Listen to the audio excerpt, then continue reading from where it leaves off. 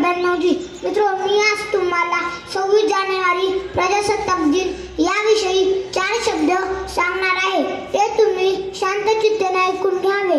सन्माननीय व्यासपीठावरील मान्यवर, वंदनीय गुरुजन वर्ग व येथे उपस्थित माझे बालमित्र मैत्रिणींनो, आपण सर्वजण इथे 26 जानेवारी प्रजासत्ताक दिन हा दिवस आपण साजरा करण्यासाठी एकत्र जमलो आहोत.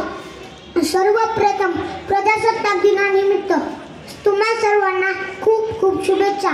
आपण प्रजासत्ताक दिन हा दिवस प्रजासत्ताक दिन किंवा गणराज्य दिन म्हणून साजरा करतो.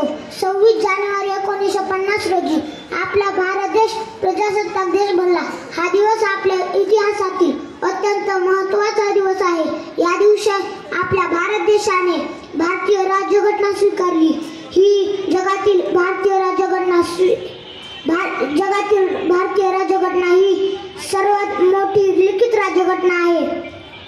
डॉक्टर बाबासाहेब आंबेडकर हे भारतीय राज्यघटनेचे शिल्पकार आहेत. भारतीय संविधान हे आपल्या भारत देशाला एकता, न्याय, समता आणि बंधुता या मूल्यांवर आधारित एकत्र जोडणारे आहे. भारत हा विविधतेत एकता असलेला आगळा वेगळा देश आहे. प्रजासत्ताक दिन हा आपल्या भारत देशाला एकता व शांततेची शिकवण देतो. मला माझा भारत देश खूप आवडतो. देशभक्तों से ही देश की शान है, देशभक्तों से ही देश का मान है. हम उस देश के फूल हैं यारो, जिस देश का नाम हिंदुस्तान है, हिंदुस्तान है, हिंदुस्तान है. एवढे बोलून मी माझे भाषण संपवतो. जय